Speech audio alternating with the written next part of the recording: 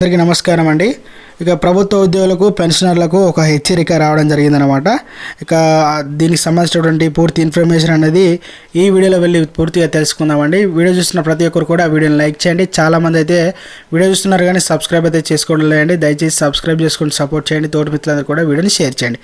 వివరాలు కనుక వెళ్ళినట్లయితే ఉద్యోగులకు హెచ్చరిక, ఈపీఎఫ్ఓ సంబంధిత పని జనవరి 15 లోపు పూర్తి చేయాలని ఒక వార్త అయితే రావడం జరిగిందనమాట. ప్రభుత్వం యొక్క ఉపాధి ఆధారిత ప్రోత్సాహక పథకం ఈఎల్ఐ ప్రయోజనాలను పొందడానికి ప్రభుత్వ ప్రావిడెంట్ ఫండ్ ఆర్గనైజేషన్ సభ్యులు వారి యూనివర్సల్ అకౌంట్ నెంబర్ యాక్టివ్ చేసుకోవాలండి. అలాగే వారి బ్యాంక్ ఖాతాను ఆధార్ కార్డుతో లింక్ చేసి ఉండాలి. దీనికోసం ఈపీఎఫ్ఓ సభ్యులకు, ముఖ్యంగా కొత్త ఉద్యోగులకు ఇప్పుడు 3 రోజులు మాత్రమే మిగిలి ఉన్నాయి.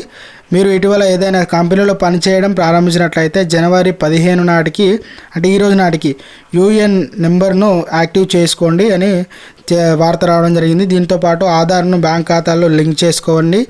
అయితే ఉద్యోగులారా ఈ పని పూర్తి చేయండి. అయితే చూసుకున్నట్లయితే బ్యాంక్ ఖాతాకు ఆధార్ కార్డు లింక్ చేయాలి.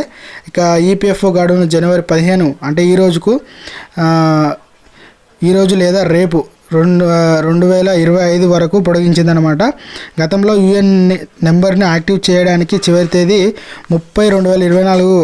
దీనిని తర్వాతగే 15/2024 వరకు పొడిగించడం జరిగిందనమాట. అయితే ఈ బడ్జెట్లో ప్రభుత్వం ఈఎల్ఐ పథకాన్ని ప్రకటించడం జరిగిందనమాట.